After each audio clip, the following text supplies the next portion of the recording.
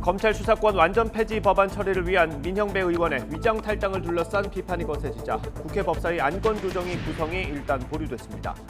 박병석 국회의장이 여야 원내대표를 만나 중재에 나섰고 여야는 오늘 협상을 재개할 예정입니다.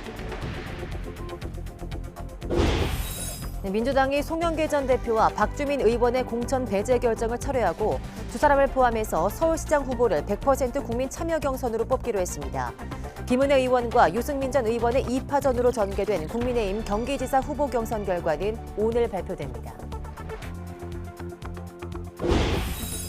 이상민 행정안전부 장관 후보자의 부인이 친오빠의 가족회사에서 3년에 걸쳐 5천만 원 상당의 급여를 받은 걸로 드러났습니다.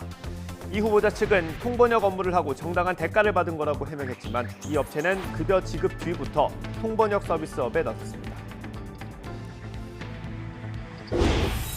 정부가 실외 마스크 착용 의무를 해제할지 다음 주에 결론 내기로 했습니다. 코로나19로 피해를 본 소상공인들에 대한 윤석열 정부의 종합적 손실보상안도 다음 주에 확정됩니다.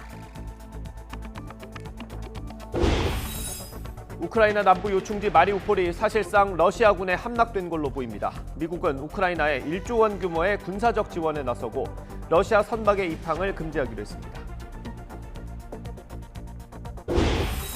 우리 군이 최근 전략무기인 3,000톤급 잠수함에서 잠수함 발사 탄도미사일 SLBM을 연속 발사하는 데 성공했습니다.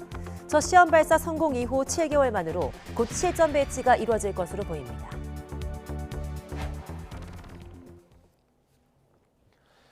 시청자 여러분 안녕하십니까? 4월 22일 굿모닝 YTN 시작합니다. 네, 검찰 수사권을 완전히 폐지하는 이른바 검수완박 법안 논의가 국회 법사위 안건조정위 구성을 앞두고 잠시 숨고르기에 들어갔습니다. 오늘 원내대표 협상에서 중재안 마련을 시도하기로 했습니다. 박서경 기자가 보도합니다.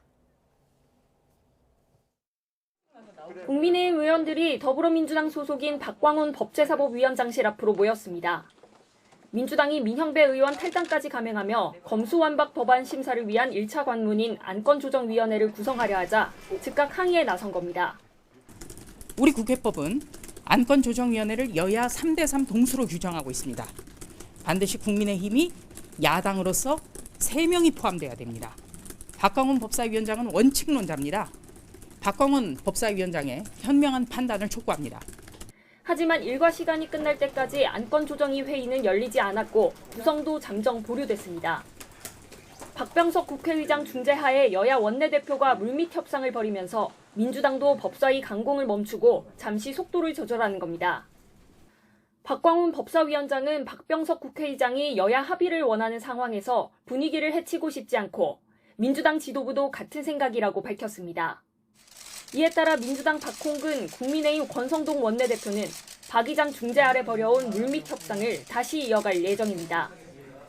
국민의힘과 민주당 원내 지도부 역시 각각 의원총회를 열고 협상 결과에 대해 보고하고 향후 대책을 논의합니다.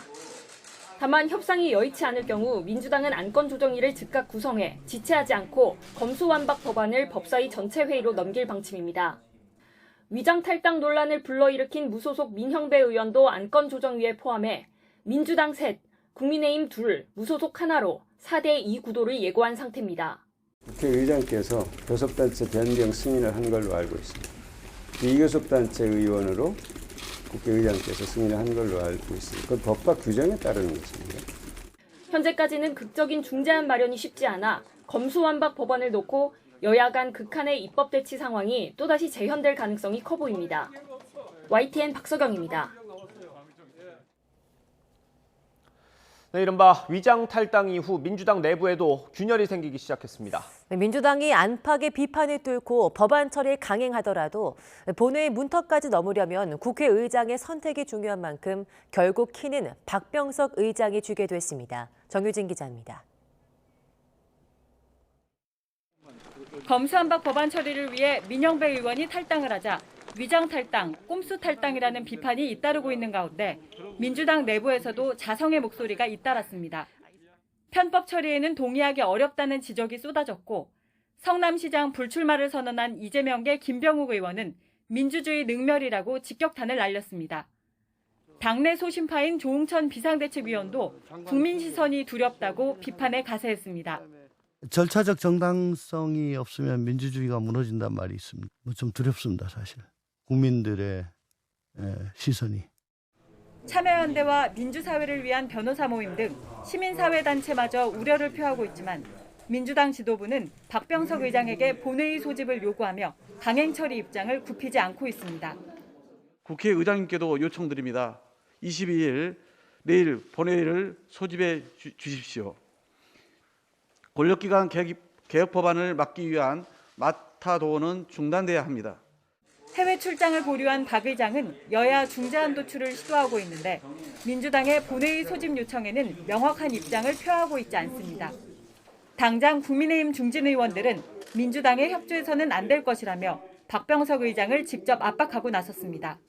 국회의장을 비롯한 책임 있는 정치인들은 그 자리에서 힘이라든지 자신의 정치적 입지에 끌려서 양심과 어긋나는 그런 일들을 할 것이 아니라 자기의 위치에서 헌법을 수호하고 박병석 의장이 검수완박 법안을 본회의에 상정하지 않거나 국민의힘이 생각하고 있는 무제한 토론, 필리버스터 무력화를 위한 민주당의 회기 쪼개기에 협조하지 않을 경우 본회의 처리는 사실상 불가능합니다. 실제 박 의장은 지난해 8월에도 민주당이 언론중재 법안을 처리하려 하자 본회의 상정을 거부하기도 했습니다. 의회주의자를 강조해온 박병석 의장의 임기는 5월 말까지입니다. 의정활동 내내 중도 온건파로 분류되어 박 의장의 선택이 검수완박 정국의 최대 분수령이 될 전망입니다. YTN 정유진입니다. 검찰이 검수완박 입법 강행을 막기 위해 수사 착수부터 기소까지 외부 통제를 받겠다는 자체 개혁 방안을 내놨습니다.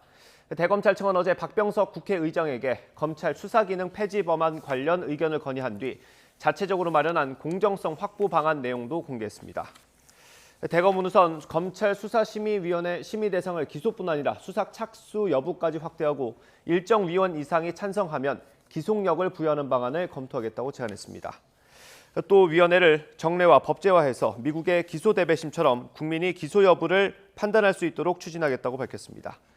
이 밖에 중요 사건 수사에 착수할 때 수사심의위원회 심의나 검찰총장의 승인을 받도록 하고 사건을 처분할 때도 레드팀 부장검사 회의 등을 의무화하는 등 내부 통제도 강화하겠다고 강조했습니다. 더불어민주당이 송영길 전 대표와 박주민 의원의 컷오프 결정을 철회하고 두 사람을 포함해 100% 국민 경선으로 서울시장 후보를 뽑기로 했습니다. 당 안팎에서 논란이 커지자 전략공천에서 경선으로 방침을 바꾼 건데요. 당의 난맥상만 고스란히 노출했다는 비판이 나오고 있습니다. 권민석 기자입니다. 더불어민주당이 송영길 전 대표와 박주민 의원의 서울시장 후보 공천 배제 결정을 철회했습니다. 지난 19일 당 전략공천위원회가 두 사람의 컷오프 방침을 지도부에 통보한 지 이틀 만입니다.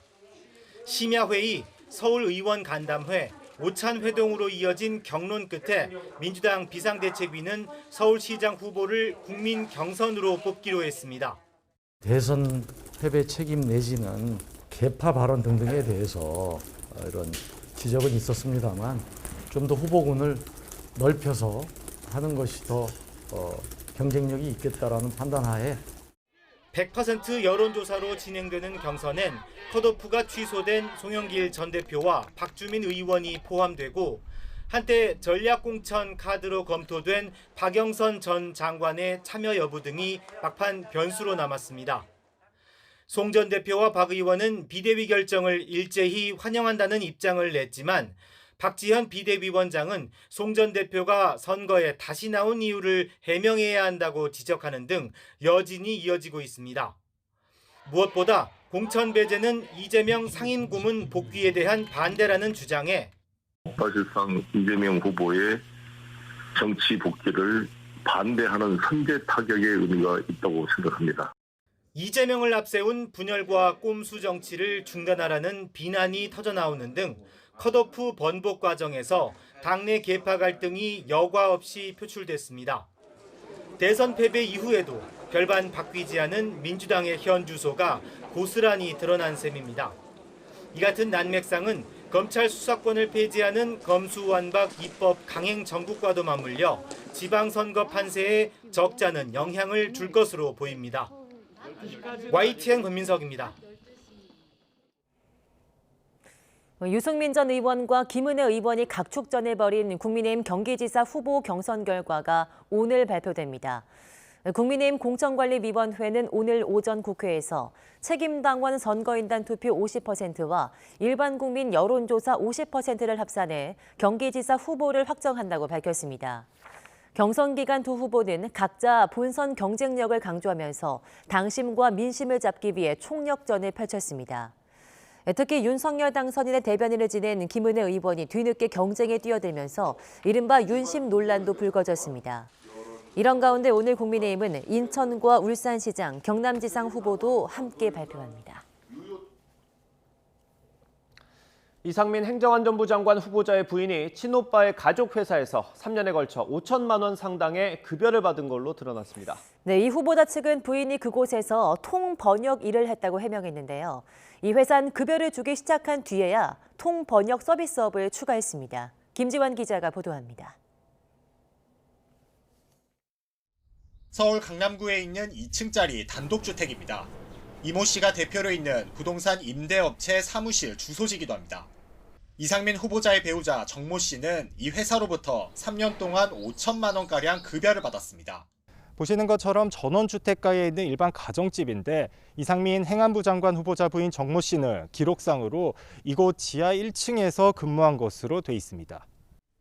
YTN이 정 씨의 세금 계산서를 분석해보니 2018년 한 달 근무하고 600만 원, 2019년에도 한 달 근무에 600만 원을 받았습니다. 이 업체가 이름만 바꾼 숙박업체로부터는 같은 해 8개월 동안 1,500여만 원을, 이듬해 2,100만 원을 더 수령했습니다. 급여를 준 회사 감사는 이 대표의 남편인 정모 변호사로 이상민 후보자의 부인 정 씨의 친오빠입니다.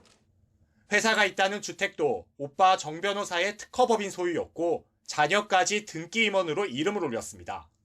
50대 주부인 정 씨가 친오빠의 사실상 가족회사에 취업해 돈을 번 겁니다. 문제는 정 씨가 받은 급여 규모입니다.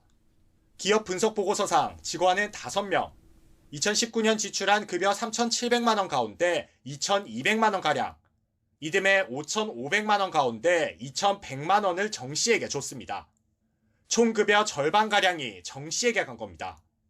법무법인 율촌에 몸담았던 이 후보자는 지난해 11월 정 변호사가 대표로 있는 서울 강남의 법무법인으로 자리를 옮겼습니다. 이 후보자 측은 정 씨가 친오빠 회사에서 급여를 받았지만 통번역 일을 하고 정당한 대가를 받은 거라고 해명했습니다. 부인 정 씨는 아동복지학을 전공하고 한때 유아연구소에서 근무했는데 이 업체는 급여를 주기 시작한 2018년 11월보다 석 달 뒤에야 통번역 서비스업을 등기부상 목적에 추가했습니다. 이 회사는 이름도 업종도 수시로 바뀌었습니다. 후보자는 배우자가 이 회사에서 어떤 일을 했는지 그리고 정당한 임금이었는지를 꼭 밝히셔야 합니다. 앞서 이 후보자는 국민권익위원회 부위원장을 마치고 공직을 떠난 뒤 6년여 만에 부인 정 씨 재산이 10배 정도 불어난 것으로 신고해 재산 증식 과정을 둘러싼 논란이 일기도 했습니다. YTN 김지환입니다. 한덕수 국무총리 후보자가 2012년 한국무역협회 회장으로 취임하며 받은 호텔 피트니스 회원권 이용 혜택을 현재까지도 받고 있는 것으로 나타났습니다. 더불어민주당 김의겸 의원실이 확보한 자료를 보면 한 후보자는 2012년 무역협회장 취임 당시 서울 삼성동 코엑스 인터컨티넨탈 호텔의 피트니스 클럽을 무상으로 이용할 수 있는 회원권을 받았습니다. 김 의원은 이 피트니스 클럽의 부부 회원권 시세가 약 1억 원이고 별도 연회비로 700만 원을 납부해야 해서 한 후보자가 무상 회원권 혜택에 더해서 10년치 연회비 7천만 원 납부 혜택도 받았다고 주장했습니다. 이와 함께 한 후보자가 주미대사 시절인 2009년 12월 대사관저에서 서울대 동문회를 열고 행사에 관저 직원들을 동원했다는 주장도 나오는 등 의혹 제기가 잇따르고 있습니다. 한덕수 후보자가 서울 강남에 있는 호텔 피트니스 클럽 회원권을 보유하고도 재산 신고에서 누락했다는 보도와 관련해 한 후보 측은 사실이 아니라고 반박했습니다. 한덕수 국무총리 인사청문회 준비단은 한 후보가 가지고 있던 피트니스 클럽 회원권은 해당 호텔에서 역대 무역협회 회장 모두에게 관례적으로 제공해왔다며 이같이 밝혔습니다. 이어 해당 호텔에서 제공한 회원권은 후보자가 개인적으로 사고 팔 수 있는 게 아니기 때문에 재산 신고 대상도 아니라고 강조했습니다. 한덕수 국무총리 후보자가 주미대사 시절 대사관에서 직원들을 동원해 사적 모임을 열었다는 보도에 대해서 한 후보 측은 사실이 아니라고 반박했습니다. 한덕수 후보자 인사청문 준비단은 후보자 부부는 주미대사 재직 시절 워싱턴 서울대 동문회와 워싱턴 이화여고 동문회 측으로부터 대사관에서 모임을 갖고 싶다는 요청을 받아 시설을 한 차례씩 빌려주고 모임에 참석했다고 설명했습니다.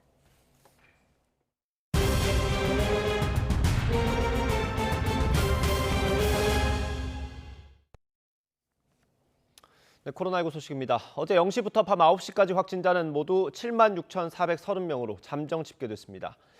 그제 같은 시간대보다 11,000여 명이 적고 목요일 같은 시간대 집계 치료는 지난 2월 10일 이후 10주 만에 가장 적습니다. 수도권에서 34,000여 명, 수도권 외 지역에서 41,000여 명이 나왔습니다. 방역 당국이 실외 마스크 착용 해제 여부에 대해서 검토하고 있다며 다음 주 후반 발표할 계획이라고 밝혔습니다. 또 실내 마스크 착용은 당분간 계속될 거라며 여름이 다가오면 밀폐된 공간에서 에어컨을 켜고 산밀 환경이 조성될 수 있다고 설명했습니다. 김유미 중앙방역대책본부 일상방역팀장은 지금도 야외에서 2m 이상 거리 두기가 가능하면 마스크를 착용하지 않아도 된다고 강조하고 실외 마스크 의무를 해제한다는 건 이 간격 기준이 없어진다는 걸 의미한다고 말했습니다. 해외 일부 국가에서는 실내 마스크 착용도 해제된다는 것에 대해선 국내의 경우 여름이 다가오며 에어컨을 이용해 밀폐, 밀집, 밀접의 산밀 환경이 조성될 수 있다며 실내 마스크 해제를 얘기하는 건 시기상조라고 강조했습니다. 또 앞으로 실외 마스크가 해제되더라도 고위험군과 유증상자의 감염 위험을 차단할 수 있도록 상당 기간은 착용을 권고할 예정이라고 덧붙였습니다. 앞서 방역당국은 지난 15일 사회적 거리두기 전면 해제와 포스트 오미크론 대응 체계를 발표하면서 실외 마스크 해제는 2주 뒤, 격리 의무 해제는 5주 뒤 상황을 보고 결정하겠다고 밝혔습니다. 김 팀장은 지난 15일 거리두기 해제 발표 당시 시점에서 2주 후의 상황을 보고 실외 마스크 해제 여부를 발표하겠다고 했고 시기상 다음 주 말쯤 해제 여부가 발표될 거라고 설명했습니다. 정부의 방역 정책으로 피해를 본 소상공인들에 대한 새 정부의 손실 보상안이 다음 주에 확정됩니다. 또 채무자들의 과도한 상환과 금리 부담을 낮추기 위한 방안도 함께 검토됩니다. 강희경 기자의 보도입니다. 코로나19 피해 소상공인과 자영업자들에 대한 손실보상은 윤석열 대통령 당선인이 취임 전후 가장 최우선으로 내세웠던 과제입니다. 대통령직 인수위원회도 출범 직후 코로나19 비상대응 특별위원회를 만들어 논의에 들어갔습니다. 코로나로 벼랑 끝에 몰린 자영업자와 소상공인을 위해 고통 분담에 적극 나서고 미래의 준비도 철저히 하겠습니다. 그리고 한 달여 만에 손실보상안의 구체적인 윤곽이 잡혔습니다. 인수위는 코로나19 특위에서 보상 규모와 지급 대상, 방식에 대한 결론에 접근했다며 다음 주 최종 검토를 통해 확정할 예정이라고 밝혔습니다. 정부가 여러 차례 보완 작업을 통해 추계한 손실 규모를 바탕으로 선택된 방안이 안철수 위원장께 보고가 될 예정이며 인수위는 특히 손실보상 종합 패키지에 포함될 금융지원책으로 소상공인 긴급 금융구조안을 검토하고 있습니다. 채무자의 금리 부담을 낮추고 과잉부채를 감면하는 게 목표로 채무조정 등 다양한 금융지원 방안이 논의되고 있습니다. 영세 자영업자와 중소기업의 소득세 납부 기간을 연장하는 방안도 함께 추진될 것으로 보입니다. 이와 함께 인수위는 주택을 담보로 제공하고 매달 연금을 받는 주택연금 제도를 손보기로 했습니다. 우선 가입 기준을 현재 공시가격 9억 원 이하에서 공시가격 12억 원 이하로 확대하고 수령액을 늘리는 방안도 추진할 방침입니다. 공시가격 9억 원 이하 주택으로 제한되어 있는데 이는 최근 서울 지역 아파트 중위 매매 가격에도 미치지 못하고 있는 등 인수위는 이를 통해 현금 흐름이 원활하지 않고 소득이 부족한 고령 가구가 더 편리하고 안정적인 노후를 보낼 수 있도록 한다는 방침입니다. YTN 강희경입니다. 조 바이든 미국 대통령이 윤석열 당선인 취임 직후인 다음 달 20일부터 2박 3일 일정으로 우리나라를 방문하는 방안이 유력하게 검토되고 있습니다. 한미 정상회담은 방한 둘째 날인 다음 달 21일에 성사될 가능성이 있습니다. 홍주혜 기자의 보도입니다. 한미 양국이 조 바이든 미국 대통령이 다음 달 20일 방한해 2박 3일간 한국에 머무르는 방안을 협의하는 것으로 알려졌습니다. 대통령직 인수위원회 관계자는 한미 정상회담은 현재로선 둘째 날인 21일 개최가 유력하다고 말했습니다. 이렇게 되면 윤석열 당선인은 다음 달 10일 취임한 지 2주도 안 돼 미국 대통령과 마주 앉는 겁니다. 바이든 대통령은 하룻밤을 더 보내고 사흘째인 22일 쿼드 정상회의 참석을 위해 일본으로 출국할 전망입니다. 한국에 상대적으로 오래 체류하는 만큼 바이든 대통령이 비무장지대나 평택 미군기지 등을 찾을지도 관심입니다. 다만 대통령 집무실을 용산 국방부 청사로 옮긴 뒤 이뤄지는 첫 정상회담이란 점에서 신경 써야 할 것은 일정만이 아닙니다. 정상회담 장소도 아직 정해지지 않았습니다. 용산 전쟁기념관과 국방 컨벤션 센터 등 5군데 이상이 선택지로 검토되는데 이번 주말 미국 측 사전 답사단이 서울에 오면 관련 논의가 구체화할 것으로 보입니다. 이런 가운데 방한 중인 성김 미 국무부 대북 특별대표는 김성한 인수위 외교안보 간사와 권영세 통일부 장관 후보자 등 새 정부 인사들과 잇따라 회동했습니다. 한미 관계가 더 공과직되고 더 돈독해져야지 우리가 이 북한에 대해서 한반도 문제를 풀어나가는데 우리가 공간을 더 확보할 수가 있고.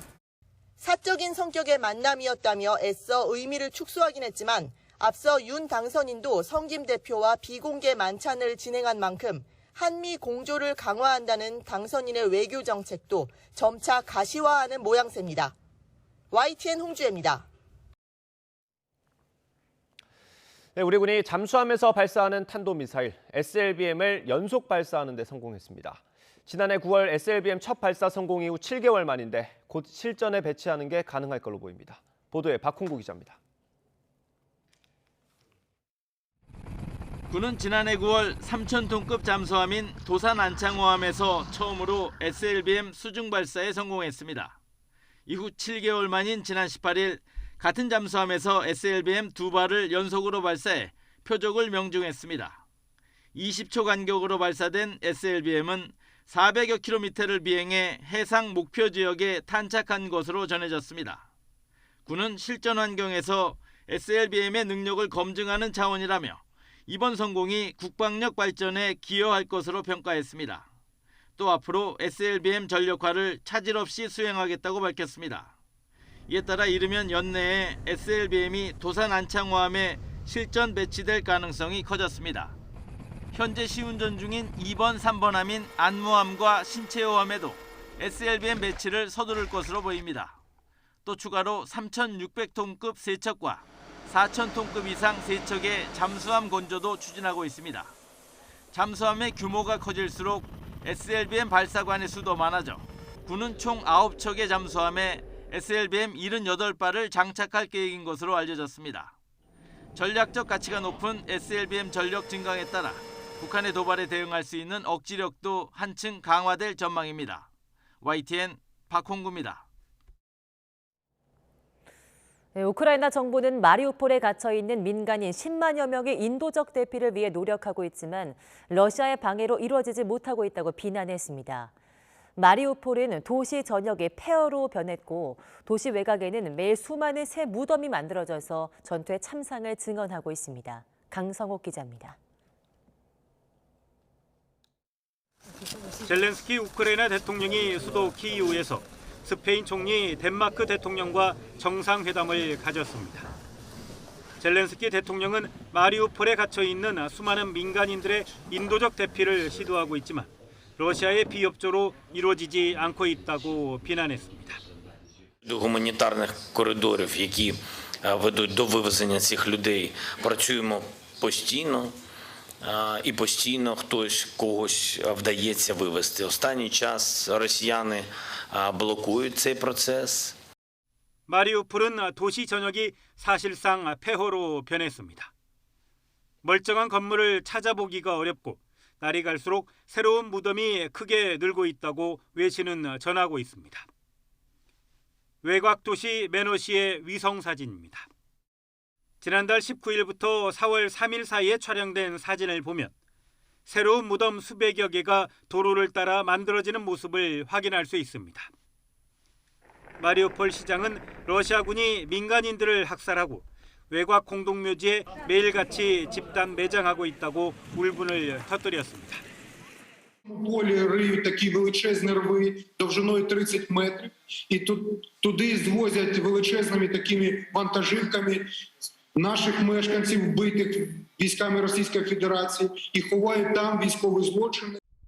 천명 안팎의 우크라이나 병사들이 최후의 저항을 벌이고 있는 마리우폴 아조프스탈에도 수백 명의 민간인이 함께하고 있지만 이들의 상황 역시 전혀 파악할 수 없다고 우크라이나 당국은 전했습니다. YTN 강성욱입니다.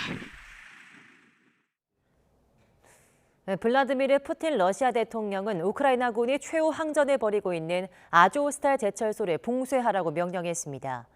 로이터 통신은 푸틴 대통령이 세르게이 쇼이구 국방부 장관에게 마리우폴 점령 상황을 보고받는 자리에서 제철소에 대한 공격 중지를 명령했다고 보도했습니다.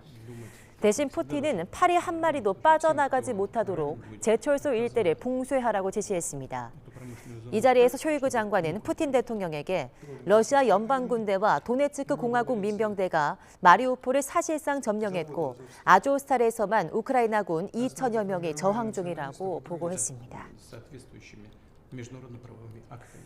조 바이든 미국 대통령이 러시아 선박의 미국 입항을 금지하고 우크라이나에 추가적으로 군사, 경제적 지원에 나서겠다고 밝혔습니다.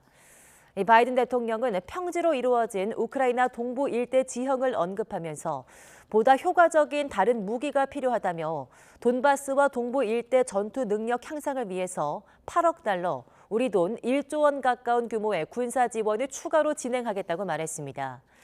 이와 관련해 신규 지원에 72개의 155mm 곡사포와 14만여 발의 포탄, 121대의 전술 드론 등이 포함된다고 미국 국방부는 설명했습니다. 바이든 대통령은 또 군사적 지원 이외에 우크라이나 경제 직접 지원을 위해서 별도로 5억 달러, 우리 돈 6천여억 원을 제공하기로 했습니다. 이와 함께 미국 정부는 러시아에 대한 추가 제재 하나로 러시아 연계 선박에 대한 미국 항구 입학 금지 조치를 내렸습니다. 네, 길어지는 코로나19 사태, 러시아의 우크라이나 침공까지 겹치면서 밀가루 값도 급등했습니다. 분식은 대표적인 서민 음식으로 꼽히는데요. 가격은 점점 부담스러운 수준으로 오르고 있습니다. 이승윤 기자입니다. 비교적 저렴한 가격으로 서민들의 한 끼를 책임져왔던 대표적인 분식, 칼국수. 최근 서울에서 평균 가격이 8,000원을 넘어섰습니다. 또 여기도 가격이 좀 약간 올랐나요? 작년에 비해서는 그렇죠. 작년에 얼마였는데 지금 얼마 정도로 됐어요? 10원씩. 밀가루를 쓰는 다른 외식 물가도 올랐습니다. 지난달 서울의 냉면 가격 평균은 9,962원으로 1년 전보다 9.7% 올랐고 짜장면은 5,846원으로 1년 전보다 9.4% 상승했습니다. 밀가루가 원료인 면류와 과자, 빵 가격 역시 줄줄이 오르막을 타고 있습니다. 1년 전 2,800원 정도 하던 소면은 지금은 3,200원을 줘야 살 수 있습니다. 지금 보시는 것처럼 성형을 마친 빵 반죽을 급속 동결한 걸 냉동 생지라고 합니다. 요즘 빵값도 오르면서 직접 이런 냉동 생지를 사서 오븐이나 에어프라이어로 빵을 구워 먹는 사람들도 늘어나고 있습니다. 빵도 못 싸 먹고 부침개도 못 해 먹고 그러죠. 그렇군요. 예. 아니 얼마나 많이 오른 것 같으세요? 저희는 많이씩은 안 사고 조금씩만 사요. 네. 특히 요즘 밀가루가 많이 올라서 분식료 많이 올랐을 텐데 많이 좀 체감하세요? 아유 그러니까 사람 살기가 좀 어렵죠 지금. 국제곡물시장에서 밀 가격은 코로나19 이후 공급망 차질로 상승세를 타더니 최근 러시아의 우크라이나 침공으로 더 오르고 있습니다. 지난달 수입 밀 가격은 톤당 402달러로 13년 만에 최고를 기록했습니다. 설상가상으로 우크라이나 전쟁 장기화로 국제 옥수수 가격이 9년 만에 최고치를 찍는 등 먹을거리 어느 것 하나 안 오르는 게 없게 생겼습니다. YTN 이승윤입니다. 인천공항을 출발한 대한항공 여객기가 엔진 이상으로 회항하면서 승객들이 큰 불편을 겪었습니다. 충북 청주에선 단독주택 화재로 어머니와 딸이 크게 다쳤습니다. 홍민기 기자의 보도입니다. 어젯밤 8시에 인천공항을 출발해 베트남 호찌민으로 가던 대한항공 여객기가 이륙 10분 만에 심하게 흔들리더니 오른쪽 날개 부분에서 불꽃이 튀었습니다. 항공기에는 승객 250여 명이 타고 있었는데 일부 승객들은 불안에 떨었던 것으로 전해졌습니다. 기장은 항공기의 연료를 줄인 뒤 1시간 만에 인천공항으로 회항했습니다. 항공기 이륙 후에 엔진 쪽에서 진동과 소음이 감지가 돼가지고 엔진 이상을 일으킨 항공기는 에어버스 330기종으로 지난 2011년에도 비슷한 사고가 났습니다. 대한항공은 즉시 회항 여객기에 대한 정비에 착수해 엔진 이상 원인을 파악하고 있습니다. 승객들은 2시간여 뒤 대체 항공기를 이용해 호찌민으로 떠났습니다. 까맣게 탄 단독주택에 소방대원이 연신 물을 뿌립니다. 어젯밤 9시쯤 충청북도 청주시 석소동의 주택에서 불이 났습니다. 이 불로 집에 있던 20대 딸이 크게 다쳐 화상 전문병원으로 옮겨졌고 60대 어머니도 심정지 상태로 발견돼 치료를 받고 있는데 다행히 의식이 돌아온 것으로 전해졌습니다. 소방은 1층 보일러실에서 불이 시작된 것으로 보고 화재 원인을 조사하고 있습니다. 어젯밤 8시 반쯤에는 경남 산청군의 다세대 주택에서도 불이 났습니다. 4층에서 난 불로 이웃 주민 4명이 연기에 갇혀 있다가 소방대원에게 구조됐는데 다행히 다친 사람은 없었습니다. YTN 홍민기입니다. 네, 코로나19 백신을 맞고 목숨까지 잃은 사람들이 있습니다. 하지만 정부 기준에 따라 백신과의 인과성을 인정받은 사례는 극소수에 불과합니다. 피해자와 그 가족들은 지금도 매주 거리에 나와 사과라도 하라고 목소리를 내고 있습니다. 김철희 기자가 보도합니다. 연숙 씨는 아직도 지난해 9월 16일을 잊을 수 없습니다. 코로나19 백신 접종을 꺼리던 남편은 9살 난 딸을 위해 화이자 백신 1차 접종을 받았습니다. 그리고 몇 시간 뒤 악몽이 시작됐습니다. 있는데 한 4시쯤에 마비 증상이 온다고 연락이 온 거예요. 결과가 나오고 보니까 이제 뇌출혈이 발견이 된다. 이렇게 출혈이 안 되는 경우는 내가 수술하면서 처음 봤다. 그래서 화이자가 문제가 많네. 수술 뒤에도 의식을 회복하지 못하던 남편은 2달도 안 돼 세상을 떠났습니다. 급작스러운 죽음 뒤 이 씨는 피해 보상을 신청했지만 정부는 기저질환 등 다른 원인이 있는 것 같다며 보상을 거부했습니다. 좀 중환자실에 어렵게 좀 해서 아이랑 마지막 면회하고 아빠 인사시키고 백신 맞고 6시간 만에 뇌출혈이 왔는데 누가 다른 이유가 있다라고 생각을 하겠어요. 지난해 2월 코로나19 예방 접종이 시작된 뒤 수많은 부작용 사례가 보고됐지만 실제 인과성을 인정받아 보상까지 이어진 경우는 많지 않습니다. 입법조사처 자료를 보면 18차에 걸친 전문심의위원회 심의 결과 전체 11,000여 건 가운데 보상이 결정된 사례는 4,000여 건입니다. 사망 사례는 단 1건에 불과했습니다. 이처럼 인정 비율이 낮은 것은 백신 접종과 사망 사이 인과관계를 입증하는 것이 쉽지 않기 때문입니다. 입법조사처 역시 의학적으로 충분한 자료가 형성되지 않은 상황에서 인과성을 입증하는 것은 매우 어렵다고 지적했습니다. 피해자들은 지금도 매주 집회를 열어 백신 때문에 목숨을 잃는 사람이 더 없게 해달라고 외치고 있습니다. TV에서만 봤던 일이 우리에게 일어나니 충격이고 믿기지 않았습니다. 한편으로는 아버지와 같은 피해자가 안 일어났으면 하고 정부에서는 이에 대한 정책과 방안을 정확하게 지시하고 직접 실행하였으면 좋겠습니다. 피해자들은 정부 책임자의 진심 어린 사과와 특별법 제정 등을 요구하며 앞으로도 집회를 이어나갈 예정입니다. YTN 김철입니다. 계곡 살인사건 피의자 이은혜와 조현수가 구속 후 처음으로 검찰 조사를 받았습니다. 검찰은 고의성을 입증하는 데 주력하고 있는데 당시 현장에 있던 또 다른 공범의 진술이 중요할 걸로 보입니다. 윤혜리 기자가 보도합니다. 생명보험금 8억 원을 노리고 남편을 사망에 이르게 한 혐의를 받는 이은혜와 내연남 조현수가 검찰에 소환됐습니다. 구속 뒤 이틀 만에 진행된 첫 조사입니다. 서로 말을 맞추지 못하도록 분리의 조사가 진행됐는데 여전히 범행을 부인하고 있는 것으로 전해졌습니다. 앞서 이은혜는 구속 전 피의자 신문에서 보거피를 이용한 살인미수 혐의를 부인하는 자필 진술서를 제출하기도 했습니다.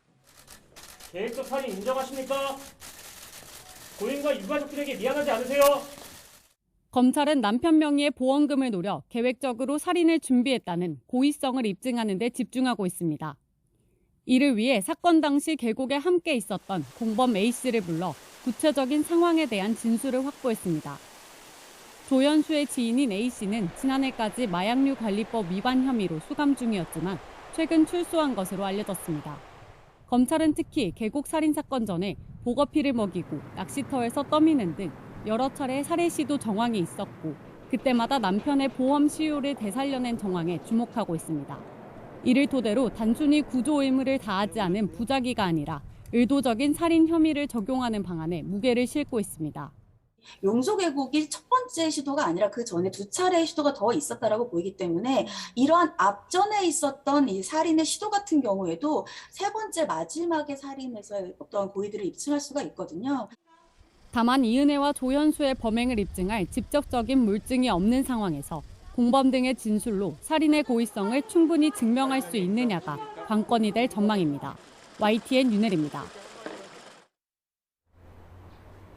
쾌청했던 어제와 달리 오늘은 종일 하늘빛이 흐리겠습니다.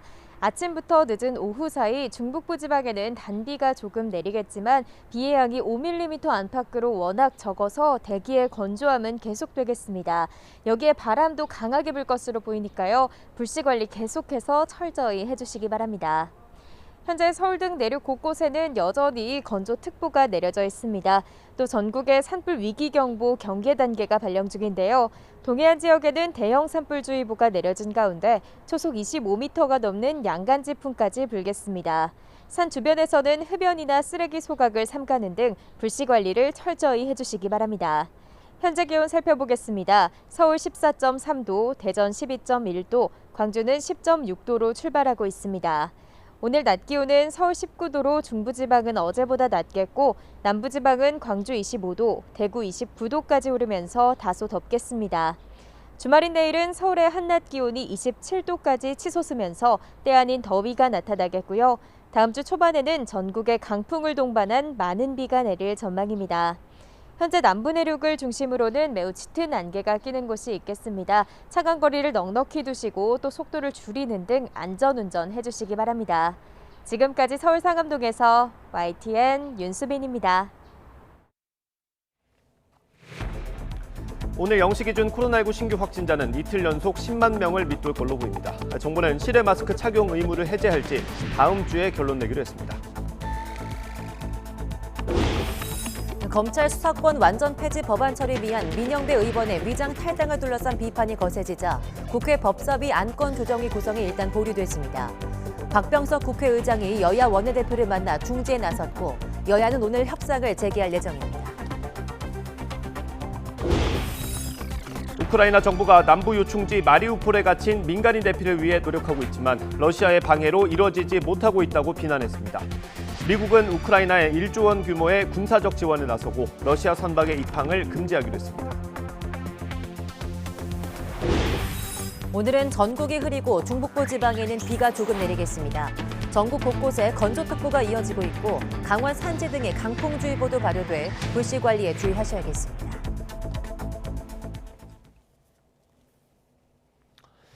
사회적 거리두기가 해제되면서 일상을 회복하고는 있지만 마스크를 언제까지 써야 할지 여전히 고민입니다. 정부가 야외에서 마스크를 벗을지 말지 다음 주에 결론 내리기로 했습니다. 기정훈 기자입니다.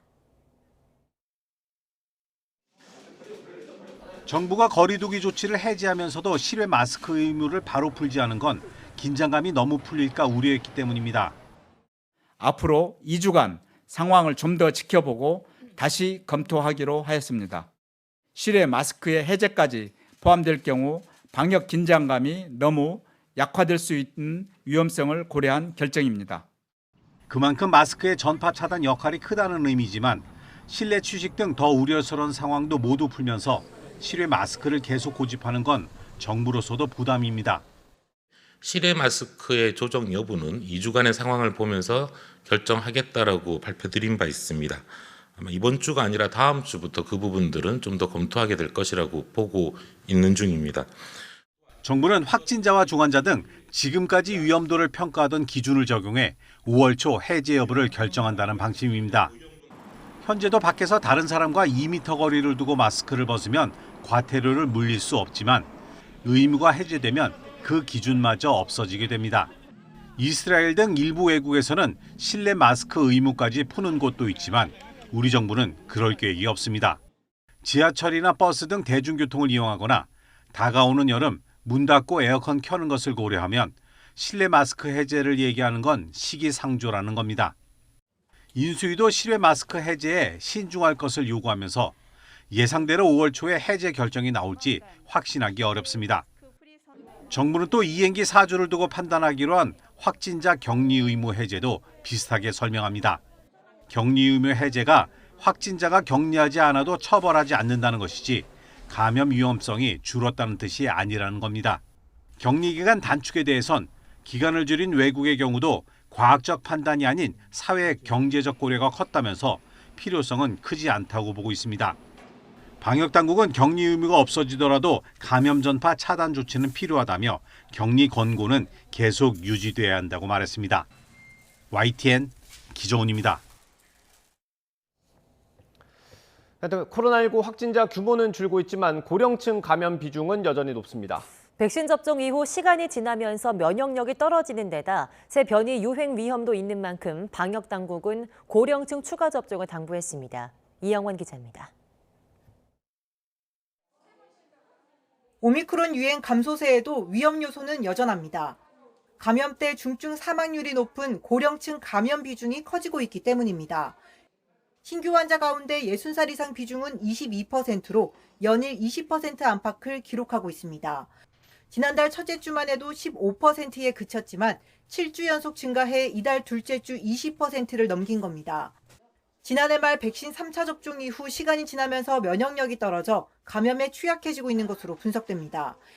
이런 상황에 올해 하반기 새 변이 출현으로 가을 재유행 가능성까지 거론되자 정부는 고령층에 대한 4차 접종을 서두르고 있습니다. 4차 접종은 고령층의 위중증 사망 예방과 오미크론과 같은 신규 변이 바이러스의 유행 불확실성을 고려해서 특히 80세 이상 연령층에 대해서는 적극 권고를 드립니다. 확진 여부와 관계없이 2차 접종까지는 적극 권고되지만 추가 접종은 그렇지 않습니다. 이에 기본 접종을 마친 뒤 확진된 고령층이라면 3, 4차 등 추가 접종은 원하는 경우에만 맞으면 됩니다. 파이자나 모더나 같은 mRNA 백신 외에 노바백스로도 3, 4차 접종이 가능합니다. 한편 현재까지 60살 이상 고령층 4차 접종 예약률은 13.8%, 실제 접종에는 52만 명이 참여해 접종률 3.8%를 기록했습니다. YTN 이용훈입니다. 대통령직 인수위원회가 다음 주 코로나19 피해 소상공인, 자영업자를 위한 구체적인 손실보상 방안을 확정합니다.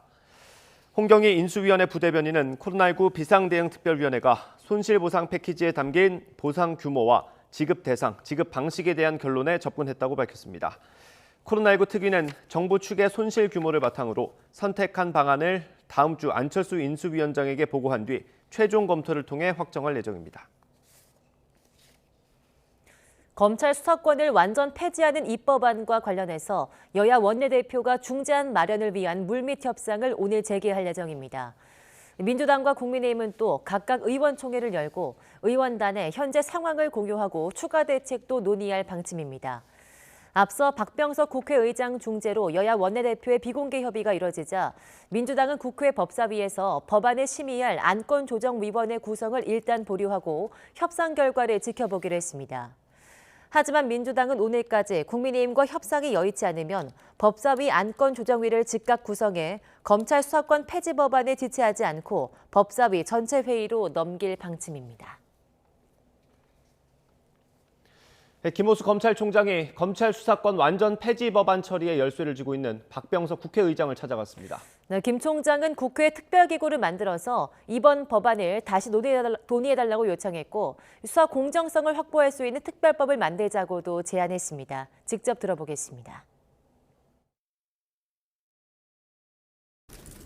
다시 검찰의 수사권을 전부 없애는 쪽으로 개혁을 한다면, 논의를 한다면 다시 한번 2019년과 같은 사법제도 개혁 특별위원회 같은 특별기구를 두어서 특별법을 좀 만들어 달라. 소위 수사의 공정성과 그 인권 보호를 위한 특별법, 가칭입니다. 가칭. 그걸 만들어 줬으면 좋겠다. 그 특별법은 소위 이번에 그 법률안 제안 이유로 들어있는 수사의 공정성과 중립성을 담보할 수 있는 확실한 방법이다. 검찰 자체적으로 활용하고 있는 수사심의위원회를 좀 더 강화해서 미국이나 이런 나라에 실시하는 것처럼 국민이 참여하는 대배심처럼 운용하는 것은 어떤가 하는 의견도 드렸습니다. 검찰은 또 평검사와 부장검사 대표와는 별도로 검찰청단위 간담회를 통해 여론전을 벌이고 있습니다. 검찰의 수사권 박탈은 국민 피해로 돌아올 거라고 주장했습니다. 들어보겠습니다.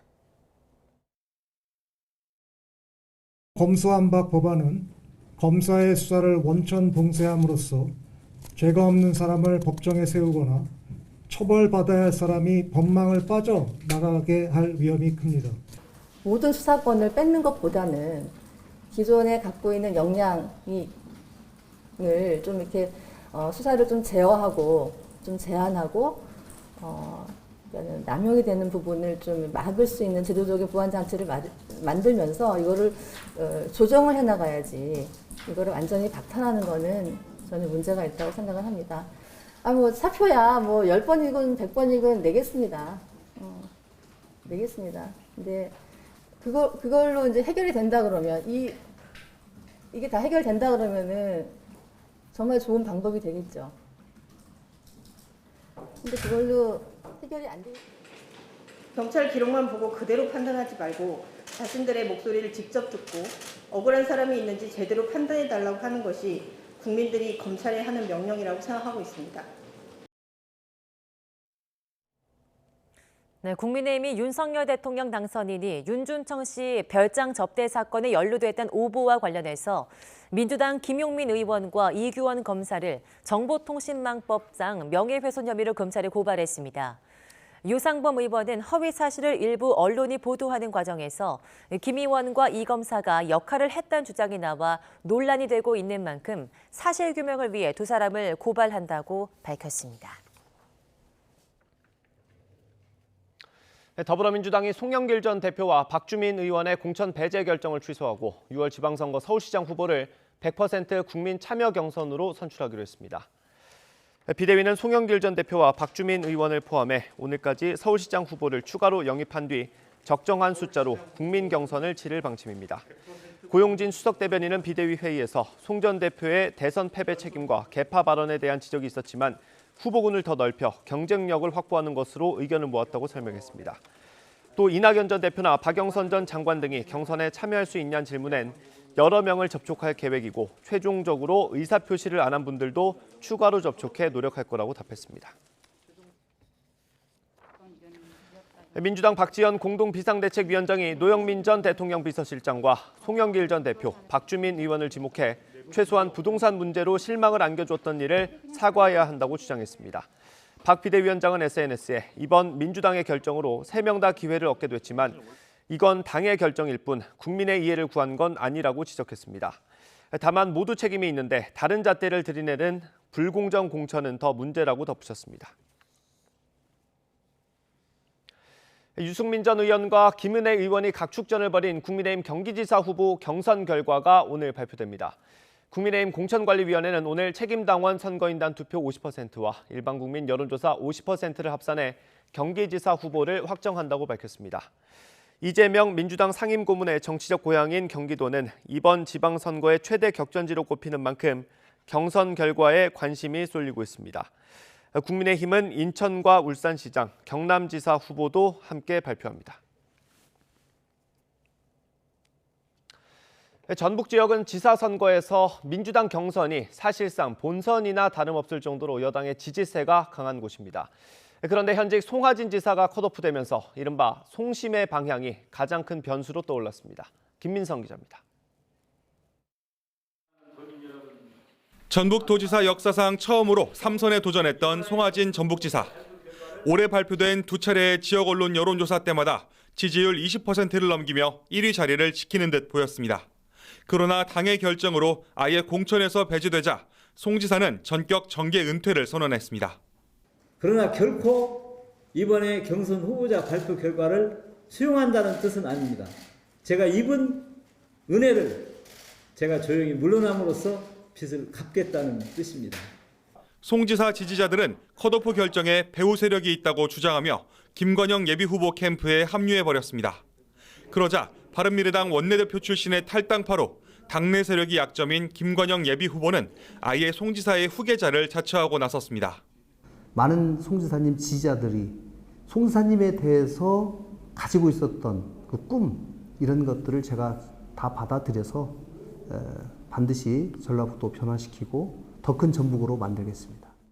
이에 맞서는 더불어민주당 현직 재선 의원 김윤덕, 안우영 두 예비 후보는 이번 경선에서 변화와 개혁의 적임자를 선택해달라고 호소하고 있습니다. 이 어려움 속에서 대전환이 필요한데 이 대전환을 제대로 이끌어 나가기 위해서는 뚝심을 가진 리더십이 필요하다, 이런 판단에서 출마하게 되었습니다.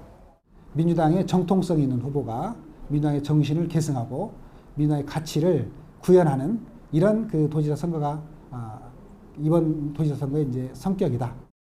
민주당 전북도지사 경선은 권리당원 여론조사 50%와 안심번호 선거인단 투표 50%를 합산한 국민 참여 경선으로 진행됩니다. 경선은 이번 주에 마무리되는데 과반 득표자가 없으면 1, 2위 결선 투표를 치르게 돼 있어 민주당 후보 결정은 늦어질 가능성도 있습니다. 앞서 국민의힘은 일찌감치 조배숙 전 민주평화당 대표를 전략 공천해 호남 민심을 공략하고 있습니다. YTN 김민성입니다. 정호영 보건복지부 장관 후보자가 아들의 병역 특혜 의혹과 관련해 재검에서도 4급 판정인 추간판 탈출증을 진단받았다며 진단서를 공개했습니다. 정 후보자는 추가 의혹을 제기할 부분은 없을 것이라면서 국회에서 추천하는 의료인에게도 MRI 영상을 제공하겠다고 말했습니다. 김평정 기자입니다. 정호영 후보자가 제시한 세브란스 병원의 MRI 영상 판독 결과입니다. 디스크 익스트루전, 추간판 돌출이란 단어와 함께 2013년, 2015년 MRI와 비교하면 조금 더 진행된 소견이라고 적혀 있습니다. 이를 토대로 정 후보자는 아들이 재검에서 왼쪽 제1천추신경을 압박하는 제5요추, 제1천추의 추간판 돌출과 이로 인한 중앙척추관 협착증을 진단받았다고 밝혔습니다. 신경근을 압박하는 추간판 탈출증이란 건데 2015년 4급 판정을 받을 때와 같은 결과라고 강조했습니다. 이는 당시 2015년의 병역 판정과 근본의 재검증 결과가 동일하게 판정되었다는 의미입니다. 정 후보자의 아들은 이틀에 걸쳐 MRI 촬영과 신경외과 외래 진료를 받는 방식으로 재검사를 받았습니다. 이때 2015년에 받은 MRI 영상 기록과 진료 내역을 가져가 2015년 당시 상태에 대해서도 진단을 요청해 영상의학과 교수의 판독과 신경외과 교수의 진료를 받고 진단서를 발급받았다고 설명했습니다. 그러면서 아들의 척추 질환은 경북대 병원에서 2번의 MRI, 병무청 CT 검사까지 이미 3번의 검사를 거쳤고 이번에 세브란스 병원에서 재검증까지 완료했다고 강조했습니다. 척추 질환이 있었는데도 장기간 치료를 받지 않은 이유에 대해서는 365일 계속 증상이 있는 것은 아니라 진통제 등으로 관리했다고 설명했습니다. 척추 질환의 특성상 이 급성 악화기와 완화기를 반복하게 되어 있고, 정 후보자 측은 이제 아들의 병역과 관련해 추가 의혹을 제기할 부분이 없을 거라며 국회에서 추천하는 의료인들에게도 2015년도와 이번에 촬영한 MRI 영상 등 진료 기록도 제공하겠다고 밝혔습니다. 정 후보자는 지금까지 불거진 여러 의혹에 대해 도덕적, 윤리적으로 부당한 행위를 한 적이 없다고 다시 한번 강조했습니다. 국민의 눈높이를 말씀하셨는데 그 눈높이라는 것이 도덕과 윤리의 잣대라면은 저는 거기로부터도 떳떳할 수 있다고 말씀드릴 수 있습니다. 이번 재검 결과 발표로 정 후보자는 사퇴 의사가 없음을 다시 한번 밝힌 셈이 됐지만 앞으로 검증 과정도 순탄치는 않을 전망입니다. YTN 김평정입니다. 지난 2015년부터 2020년까지 전국 국립대 의대 10곳의 학사 편입생 가운데 부모가 같은 의대 교수로 일하는 경우는 정호영 보건복지부 장관 후보 자녀 2명을 포함해서 모두 8명인 것으로 나타났습니다. 학교별로 보면 서울대 의대 1명, 부산대 3명, 정 후보자 자녀인 경북대 2명, 충북대와 경상대 각각 1명씩이었습니다. 또 다른 대학과 달리 충남대는 의대 학사 편입에 회피 재척 대상 신고제를 운영해서 2018년 교수 자녀 1명을 불합격시킨 것으로 확인됐습니다. 이와 관련해 더불어민주당 신현영 의원은 두 자녀를 같은 의대에 편입시킨 경우는 정호영 후보가 유일했다며 부모 찬스를 활용하는 데도 독보적인 장관 후보자라고 비판했습니다. 네, 여야가 정호영 보건복지부 장관 후보자 인사청문회를 다음 달 3일 열기로 했습니다. 국회 보건복지위원회 민주당 간사인 김성주 의원과 국민의힘 간사인 강기윤 의원은 오는 26일 전체 회의를 열고 인사청문 실시 계획서를 채택하고 다음 달 3일 청문회를 열기로 잠정 합의했습니다. 정 후보자 인사청문회에는 자녀 경북대 의대 학사 편입 특혜 의혹과 아들 병역 의혹 등이 쟁점이 될 것으로 보입니다. 정호영 후보자의 적극적인 해명에 윤석열 당선인 측은 민심을 예민하게 살피면서도 일단 사실관계는 확인됐다며 한시름 놓는 분위기입니다. 윤 당선인은 영호남 민생 행보를 이어갔는데 특유의 어퍼컷도 빠지지 않았습니다. 조윤지 기자입니다. 장관 후보자들의 크고 작은 의혹이 이어지자 장제원 당선인 비서실장은 기자회견이든 보도자료든 적극적으로 해명했으면 좋겠다고 말했습니다. 국회 청문회 자리에서 판단하자던 기존 입장에서 시기를 조금 당겨 다소 공세적인 모드로 전환한 겁니다. 이후 10분쯤 출근길에 정호영 후보자가 곧바로 화답했습니다. 도덕적 윤리적 잣대에서도 한 점 부끄러움이 없다고 그렇게 말씀드렸습니다. 병역 문제가 불거진 아들의 의료 기록까지 재검증해 2015년에도 지금도 같은 결과라고 밝힌 긴급 기자회견은 윤석열 당선인도 일정 중에 실시간으로 보고받은 걸로 전해졌습니다. 인수위 관계자는 YTN에 누구라도 감쌀 이유는 전혀 없다면서 해명할 기회를 모두에게 충분히 주자는 생각이고 윤 당선인은 아직 결정한 게 없다고 말했습니다. 지방 방문 일정을 이어간 윤 당선인은 전남 광양제철소를 찾아 용광로를 보며 한국 산업의 힘찬 견인차 역할을 해주길 믿고 기대한다고 말했습니다. 진주와 창원시장에선 자유민주주의 헌법 질서가 번영의 핵심이자 출발점이라며 특유의 세레머니가 된 어퍼컷을 날렸습니다. 어떠한 공격과 위기에도 우리나라의 자유민주주의를 반드시 수호해서 우리 국가의 번영과 국민들의 민생을 힘을 다해서 지키겠습니다, 여러분. 윤 당선인은 부산과 울산까지 찍고 상경할 예정인데 지역마다 맞춤 공약을 선보이면서 40여일 앞으로 다가온 지방선거를 의식한 행보라는 해석도 나오고 있습니다. YTN 조은지입니다. 네, 북한 관련 속보가 들어와서 전해드리겠습니다. 네, 북한 측이 남북 정상의 친서를 교환했다고 밝혔습니다. 또 노력하면 관계가 발전할 것이라고 말했는데요. 북한은 앞서 지난 16일 무력 도발을 감행하고 또 열병식과 핵실험 재개 정황이 포착되고 있는 현재 상황과는 조금 다른 입장을 보였습니다. 다시 한번 알려드리겠습니다. 북한 측이 입장을 밝혔습니다. 남북 정상이 친서를 교환했다 이렇게 밝혔는데요. 또 노력하면 관계가 발전할 것이라고도 말했습니다. 더 자세한 소식은 들어오는 대로 전해드리도록 하겠습니다. 네, 다음 소식입니다. 1박 2일 일정으로 영호남 지역 순회에 나선 윤석열 당선인이 이틀째인 오늘은 부산과 울산을 방문합니다. 윤 당선인 측은 이번 일정이 윤 당선인이 각 지역의 중추 산업시설과 또 민생의 생생한 모습을 담은 시장 등을 찾아 국민이 먹고 사는 문제에만 집중하겠다는 의지를 확인하는 차원이라고 설명했습니다. 윤 당선인은 어제 전남 광양과 경남 진주, 마산, 창원 등 전남과 경남 지역 4개 도시를 순회했습니다. 앞서 지난주에도 1박 2일 일정으로 대구, 경북을 찾는 등 지역 민생 행보를 이어가고 있습니다. 우리 군이 잠수함에서 발사하는 미사일 SLBM의 연속 발사에 성공한 걸로 확인됐습니다. 군은 지난 18일 서해 일대에서 3,000톤급 잠수함인 도산 안창호함에서 SLBM 2발을 연속 시험 발사해 표적을 명중하는 데 성공했습니다.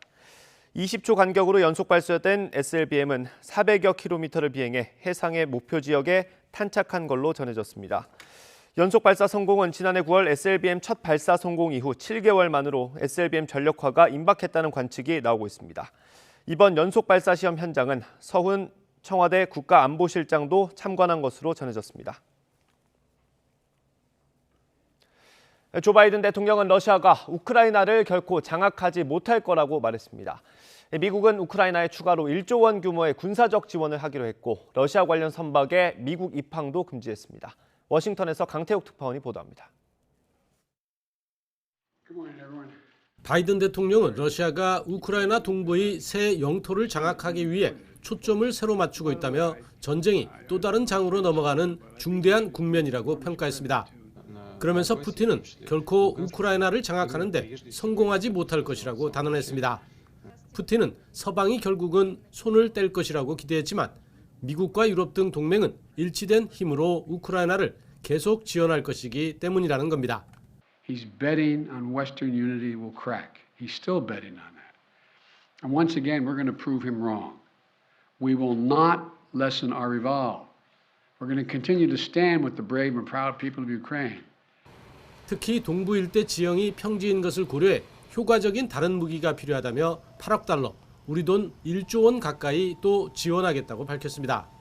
곡사포와 14만여 발의 포탄, 121대의 전술 드론 등이 포함됐습니다. 경제에 직접 지원을 위해 별도로 5억 달러, 우리 돈 6천여억 원도 제공하기로 했습니다.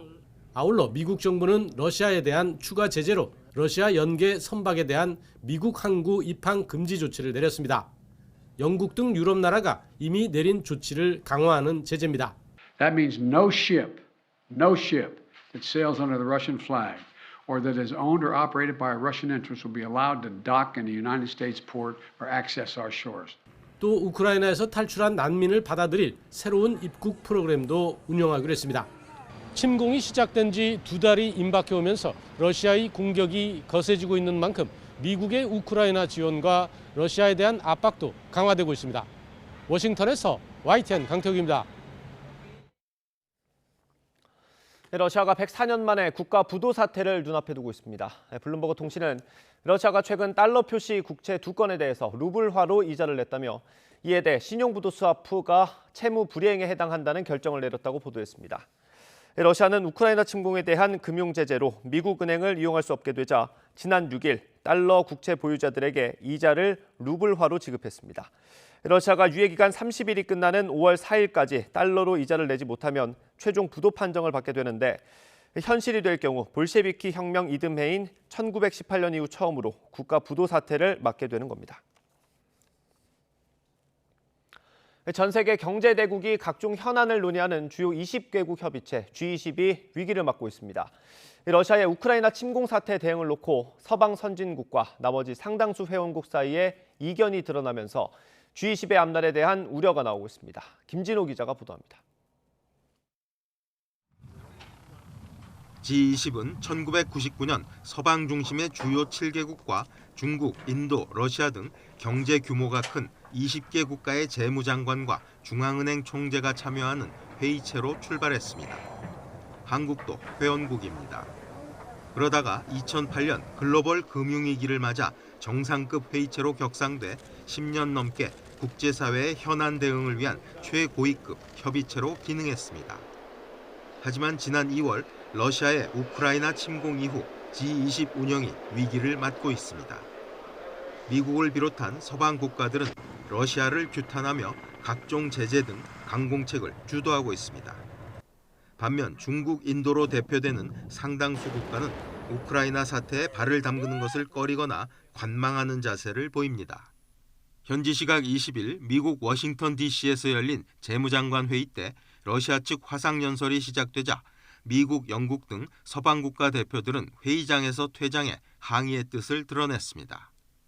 I think it simply cannot be business as usual for Russia in terms of its participation in our global forums. 문제는 이 의견에 동조하지 않은 국가도 많았다는 것입니다. 인도의 한 매체는 미국이 주도한 서방이 회의장에서 퇴장했지만 최소 10개국은 동참하지 않았다고 꼬집었습니다. 그러다 보니 이번 재무장관 회의의 경우 공동 성명조차 발표하지 못한 채 의장국인 인도네시아의 재무장관이 회의 내용을 요약한 성명을 내는데 그쳤습니다. 우크라이나 전쟁으로 중국, 러시아와 미국 등 서방국 간의 갈등이 점점 커지면서 G20이 예전처럼 기능하지 못할 수 있다는 우려가 커지고 있습니다. YTN 김진호입니다. 국세청이 삼표그룹에 대한 세무조사에 착수했습니다. 서울지방국세청은 어제 삼표그룹 본사에 조사 4국 직원들을 보내서 조사를 벌였습니다. 이는 정기 세무조사가 아닌 특별 세무조사로 탈세 관련 혐의를 조사하는 것으로 전해졌습니다. 삼표그룹 계열사인 삼표산업은 지난 1월 경기 양주시 삼표 채석장에서 토사 붕괴로 노동자 3명이 숨진 사고와 관련해 중대재해처벌법 1호 적용 사례로 고용노동부와 경찰의 수사를 받고 있습니다. 서울지방국세청은 이와 함께 광주 학동 철거 건물 붕괴 사고로 서울시로부터 영업정지 처분을 받은 현대산업개발에 대해서도 세무조사를 진행 중인 것으로 알려졌습니다. 대장동 특혜 의혹으로 구속 기소된 유동규 전 성남도시개발공사 본부장 측이 극단적 선택을 시도했다고 주장했지만 법무부가 사실과 다르다고 반박했습니다. 유 전 본부장 측은 유 전 본부장이 그제 새벽 갖고 있던 수면제 수십 알을 먹고 극단적 선택을 시도했지만 응급실로 후송돼 별다른 치료 없이 오후에 복귀했다고 주장했습니다. 이어 시키지도 않은 휴대전화 증거 인멸 교사 혐의로 추가 구속영장이 발부되자 세상을 떠나고 싶은 마음이 들었다며 배우자와 딸에게 미안하다는 내용의 유서를 구치소에 남겼다고 설명했습니다. 이어 법무부는 유 전 본부장이 기상시간이 지나도 일어나지 않아서 병원 검사를 받았지만 별다른 이상이 없어 구치소로 돌아왔다며 병원 진료 내역이나 다른 정황을 고려하면 다량의 수면제를 복용해 극단적 선택을 시도했다는 주장은 아니라는 것으로 밝혀졌습니다. 오늘 중북부 지방에는 비가 조금 내리겠습니다. 흐린 날씨 속에 서울의 한낮 기온은 19도로 어제보다 낮아지겠고요. 반짝 예년 수준을 회복하겠습니다. 오전부터 늦은 오후 사이 수도권과 강원, 충북 북부를 중심으로는 5mm 안팎의 비가 내리겠고요. 비의 양이 워낙 적은 탓에 대기의 건조함은 여전하겠습니다. 전국 곳곳에 건조특보가 계속되는 가운데 동해안을 중심으로는 바람까지 강하게 불고 있으니까요. 화재 예방에도 각별히 신경 써주셔야겠습니다. 현재 기온 살펴보도록 하겠습니다. 현재 서울 기온은 14.6도, 대전은 12.1도, 부산은 11.8도를 나타내고 있습니다. 비가 내리지 않는 남부지방을 중심으로 낮 기온이 크게 오르겠는데요. 오늘 서울의 한낮 기온은 19도, 대전은 23도, 대구는 29도, 포항은 30도까지 크게 오르겠습니다. 다음 주 초반에는 전국에 강풍을 동반한 많은 비가 내릴 전망입니다. 지금까지 날씨 정보였습니다.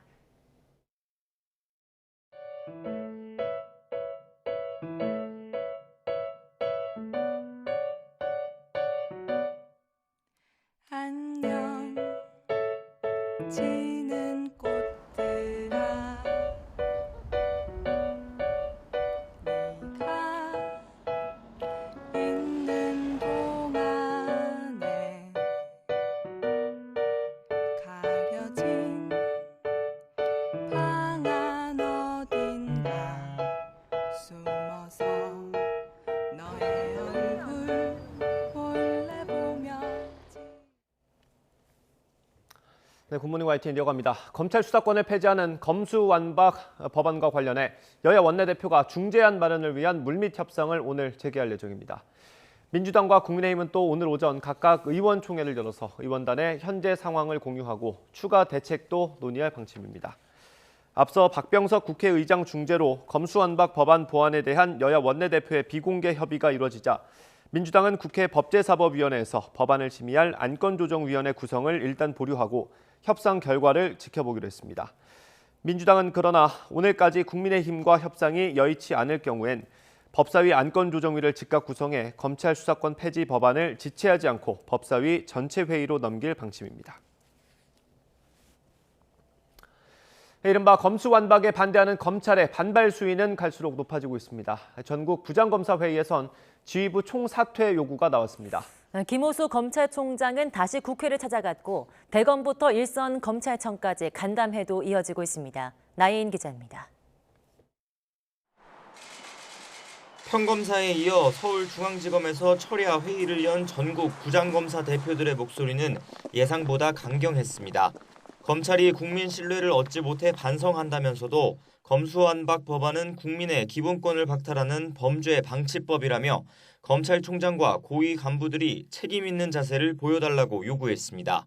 표현은 완곡했지만 사실상 지휘부 총사퇴를 요구한 것으로 해석됩니다. 실제 회의에 참석한 부장검사도 YTN과 통화에서 책임 있는 자세란 이런 사태를 불러온 고검장급 이상 간부들의 사퇴를 의미한다며 참석자 다수가 동의했다고 전했습니다. 수뇌부 사퇴론이 제기된 배경은 민주당의 안건조정위원회 구성 요구가 결정적이었던 것으로 분석됩니다. 김호수 총장의 사표가 반려된 뒤에도 입법 절차의 속도에는 변화가 없자 이제는 고위 간부들의 총사퇴로 국회를 압박해야 한다는 강경론이 고개를 든 겁니다. 부장검사들은 민주당이 공청회 같은 수기 절차를 거치지 않고 국회 안건조정제도를 비정상적인 방법으로 형해화했다고 규탄했습니다. 고검장들 역시 자리에 연연하진 않는다는 입장입니다. 다만 거듭 국회를 찾아 박병석 의장에게 검수완박 법안을 대신할 특별법 제정을 호소하고 법제사법위원들을 설득한 김호수 총장은 법안 저지가 먼저라는 뜻을 밝혔습니다. 부장검사들의 마음이나 저나 하나도 다를 게 없습니다. 다만 지금은 마음을 모아서 각자가 해야 할 일을 최선을 다해 할 뿐입니다. 검찰의 여론전은 거세지고 있습니다. 검사장과 평검사, 부장검사에 이어 수도권을 비롯한 8개 검찰청 수사관들도 긴급회의를 열었습니다. 대검찰청은 물론 일선 검찰청 10여 곳에서도 지역별로 검수완박 법안을 규탄하는 기자간담회가 잇따랐습니다. YTN 나희입니다. 정호영 보건복지부 장관 후보자가 아들의 병역 특혜 의혹과 관련해서 재검증에서도 병역 판정검사 때와 같은 진단을 받았다고 밝혔습니다. 정호영 후보자 측은 세브란스 병원에서 진행한 재검증 결과를 공개하면서 2015년 병적 기록부에 기재된 것과 똑같이 4급 판정에 해당하는 신경근을 압박하는 추간판 탈주증 의심 진단을 받았다고 말했습니다. 이번 재검사는 어제 오후 MRI 촬영과 신경외과 외래 진료 등을 통해 이루어졌습니다. 정 후보자 측은 경북대병원과 병무청에 이어서 세브란스 병원에서까지 같은 진단을 받았고 필요하다면 국회에서 추천하는 의료진에게 모든 진료 기록을 공개하겠다면서 근거 없는 의혹 제기를 중단하라고 요구했습니다. 정호영 보건복지부 장관 후보자 인사청문회는 다음 달 3일에 열릴 걸로 보입니다. 국회 보건복지위원회 민주당 간사인 김송주 의원과 국민의힘 간사인 강기윤 의원은 오는 26일 전체 회의를 열어서 인사청문 실시 계획서를 채택하고 다음 달 3일 인사청문회를 열기로 잠정 합의했습니다. 정 후보자 인사청문회에서는 자녀 경북대 의대 학사 편입 특혜 의혹과 아들 병영 의혹 등이 쟁점이 될 걸로 보입니다. 이상민 행정안전부 장관 후보자 부인이 친오빠의 사실상 가족회사에서 3년에 걸쳐서 5천만 원 상당 급여를 받은 것으로 드러났습니다. 더불어민주당 박완주 의원실이 이 후보자 측에서 제출받은 자료 등을 보면 이 후보자의 배우자 정모 씨는 2018년 11월부터 2020년 12월까지 급여 4,875만 원을 받았습니다. 급여를 준 회사는 정 씨의 친오빠 정모 변호사의 서울 강남구 자택에 주소를 뒀고 정 변호사 부인 이모 씨가 대표, 자녀들이 임원으로 등재된 사실상 가족회사로 확인됐습니다. 이 후보자 측은 부인 정 씨가 친오빠 회사에서 통번역 일을 하고 정당한 대가를 받은 것으로 해명했지만 해당 회사는 2018년 11월보다 석 달 뒤에야 통번역 서비스업을 등기상 목적에 추가한 것으로 나타났습니다. 박진 외교부 장관 후보자의 큰아들이 해외 도박 사이트 운영사 설립에 관여했다는 의혹이 불거졌습니다. 박 후보자 측은 전혀 사실이 아니라고 부인했지만 법인 설립 서류에 왜 아들이 이름이 있는지에 대해선 명확한 답변을 내놓지 않았습니다. 김웅래 기자입니다. 캐나다 정부가 발급한 앤서스 그룹이라는 회사의 법인 설립 인가증입니다. 회사의 설립자 명단이 나열돼 있는데 맨 아래 박모 씨의 이름과 서명이 적혀 있습니다. 박진 외교부 장관 후보자의 장남입니다. 앤서스 그룹의 최초 이사진 명단에도 이름을 올렸습니다. 해외 도박 사이트 GG 포커, GG 인터내셔널이라는 회사가 이 사이트를 운영하고 있는데 해당 회사의 설립 계약서를 보면 앤서스 그룹이 우리나라 돈으로 1,600원에 해당하는 1파운드짜리 주식 한 주로 GG 인터내셔널을 인수한 것으로 돼 있습니다. 지배구조로만 보면 앤서스 그룹이 해외 도박 사이트 운영사를 가지고 있는 셈입니다. 때문에 그룹 설립에 관여한 것으로 돼 있는 박 후보자의 아들이 해외 도박 사이트 운영에 연루돼 있다는 의혹이 불거졌는데 박 후보자 측은 전혀 사실이 아니라며 강하게 부인했습니다. 앤서스 그룹은 캐나다에 있는 합법적인 회사로 도박 사이트 운영에 관여하는 회사가 아니라고 주장했습니다. 또 박 후보자의 장남은 임원이 아닌 회사의 전산 시스템을 관리하는 직원에 불과하다며 앤서스 그룹의 이사진 변경 서류를 근거로 제시했습니다. 법인 설립일인 2018년 8월 30일부터 박 후보자의 장남이 이사진에서 배제된 것으로 적시돼 있습니다. 박 후보자 측은 앤서스 그룹의 실수로 장남의 이름이 설립자 명단에 올라갔던 것이라고 해명했지만 장남이 캐나다 정부가 발급하는 공식 서류에 어떻게 이름을 올리게 됐는지 구체적인 경위는 설명하지 않았습니다. 또 지배구조에서 엿볼 수 있는 앤서스 그룹과 해외 도박 사이트의 연관성에 대해서도 말을 아꼈습니다. YTN 김웅래입니다. 어제 0시부터 밤 9시까지 코로나19 확진자는 모두 76,430명으로 잠정 집계됐습니다. 그제 같은 시간대보다 11,000여 명이 적고 목요일 같은 시간대 집계 치로는 지난 2월 10일 이후 10주 만에 가장 적습니다. 수도권에서 34,000여 명, 수도권 외 지역에서 41,000여 명이 나왔습니다. 중국 상하이시가 도시 봉쇄를 일부 완화했지만 여전히 1,600만 명 이상이 자택 격리 상태인 것으로 나타났습니다. 상하이시는 감염 상황에 따라 통제 정도를 소구역별로 재조정한 결과 격리가 필요한 구역에 사는 주민이 1,636만 명이라고 밝혔습니다. 이에 따라 전체 시민 2,500여만 명 가운데 아직 68%가 집 밖으로 전혀 나가지 못하거나 단지 내 이동만 허용되고 있습니다. 네, 코로나19를 계기로 본격 개발된 mRNA 백신은 난치성 질환 백신으로도 활발하게 연구되고 있습니다. 특히 국내외 제약사들은 mRNA를 활용해서 또 암이나 에이즈 등 난치병을 치료하는 연구에 박차를 가하고 있습니다. 최소라 기자입니다. 유전 물질을 몸속에 직접 주입해 면역 반응을 끌어내는 mRNA 백신. 1990년대부터 본격 연구됐지만 안정성을 확보하지 못해 상용화는 매번 좌초됐습니다.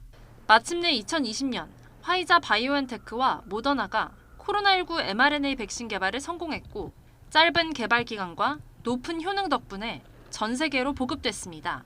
이제 mRNA 백신은 코로나19를 넘어 암과 에이즈 등에 대한 백신으로도 주목받고 있습니다. 미 듀크대는 mRNA를 이용해 유방암 백신을 개발했고 여성 39명을 대상으로 임상 2상을 시작했습니다. 지난해 미국 연구팀이 mRNA 백신으로 에이즈 바이러스 감염 위험을 80% 낮췄다는 동물 실험 결과를 내놓은 데 이어 모더나는 국제 에이즈 백신 이니셔티브와 손잡고 mRNA를 이용한 에이즈 백신 개발에 돌입했습니다. 국내 mRNA 백신 개발 기업들도 그동안 코로나19 백신 연구를 통해 쌓은 노하우를 바탕으로 난치성 질환 백신 개발에 나섰습니다. ST팜은 mRNA 기반 암 백신 개발에 돌입해 이르면 내년 비임상 시험에 들어갈 예정이고 아이즈는 췌장암 mRNA 백신 개발을 위한 로드맵을 내놨습니다. 이게 mRNA 플랫폼을 가지고 있으면은 그 가운데 이제 그 염기설만 갈아 끼우면 되거든요. 그래서 네. 지카 바이러스의 염기설을 집어넣는다든지 에이즈 바이러스의 염기설을 집어넣는다든지 신종 팬데믹이 등장했을 때 그 해당 바이러스의 염기설만 갈아 끼우면 되기 때문에 일각에서는 mRNA 백신이 전통적인 방식의 백신보다 이상 반응률이 높기 때문에 여전히 풀어야 할 숙제가 남아있다고 말합니다. 암 백신처럼 어느 정도의 부작용, 그러니까 심각한 부작용을 감수하고라도 백신을 맞아야 되는 사람들이 있잖아요. 그런 경우에는 가능은 해요. mRNA 백신은 기술력을 보유할 필요는 있다라고 보는데 코로나19 팬데믹으로 연구에 물꼬가 터진 mRNA 백신. 높은 이상 반응이라는 우려를 극복하고 짧은 개발 기간과 여러 질병에 대한 호환성으로 난치성 질환까지 해결하는 게임 체인저로 자리 잡을 수 있을지 주목됩니다. YTN 사이언스 최소로입니다. 러시아가 핵무기 사용을 위협하면서 서방을 압박하고 있는 가운데 미국은 중국에 러시아를 군사적으로 지원하지 말라고 재차 촉구했습니다. 하지만 중국은 우크라이나 문제는 제쳐두고 타이완 문제에 손을 떼라면서 미국에 반발했습니다. 베이징에서 강성홍 특파원이 보도합니다. 로이드 오스틴 미국 국방장관이 우크라이나와 국경을 접한 폴란드를 방문했습니다. 오스틴 장관은 서방의 무기 지원 전진기지 역할을 하는 폴란드에 확고한 지지를 표시했습니다. You have provided much needed security assistance to the Ukrainian military to help it continue to successfully fight back invading Russian forces. 오스틴 국방장관은 폴란드 방문 직전 웨이펑허 중국 국방부장에게 처음으로 전화를 걸었습니다. 양국 국방부는 두 사람이 우크라이나 정세에 대해 논의했다고 발표했습니다. 오스틴 장관은 중국에 대해 러시아를 군사적으로 지원하지 말라고 재차 촉구한 것으로 알려졌습니다. 하지만 웨이 부장은 우크라이나 전쟁을 이용해 중국을 비방하지 말라며 미국의 반감을 드러냈습니다. 이어 타이완 문제를 들고 나와 강경 입장을 다시 밝혔습니다. 将采取一切必要措施，坚决挫败外部势力干涉和台独分裂图谋，坚决捍卫国家主权和领土完整。 중국은 오스틴 장관이 하나의 중국 원칙을 인정했다고 밝혔는데 미국 발표문에는 없는 내용입니다. 미국은 중국의 러시아 지원 차단에 집중하고 있는데 중국은 타이완 문제부터 쐐기를 박으려 하고 있습니다. 미국과 중국의 국방장관 통화는 거의 동문서답식으로 이루어졌지만 이렇게라도 대화가 복원되고 위기관리의 필요성에 공감한 게 그나마 성과라면 성과입니다. 베이징에서 YTN 강성웅입니다. 아베 전 일본 총리가 야스쿠니 신사를 참배한 뒤 태평양 전쟁 전몰자를 우크라이나에서 싸우다 숨진 사람들에 비유했습니다. 고귀한 희생이 나라를 지켰다고 말했는데요. 당시 전쟁을 시작한 것은 다름 아닌 일본이라는 걸 잊은 것 같습니다. 도쿄에서 이경아 특파원이 보도합니다. 아베 전 일본 총리가 올해도 야스쿠니 신사 봄 제사에 모습을 드러냈습니다. 지난 2020년 가을 총리직에서 물러난 뒤 매년 찾고 있는 겁니다. 아베 씨는 참배 후 취재진을 만나 나라를 지키기 위해 숨진 영령에 존경을 표하기 위해 참배했다고 말했습니다. 이어 우크라이나 사태를 언급했습니다. 多くの人たちが命を懸けて戦っています。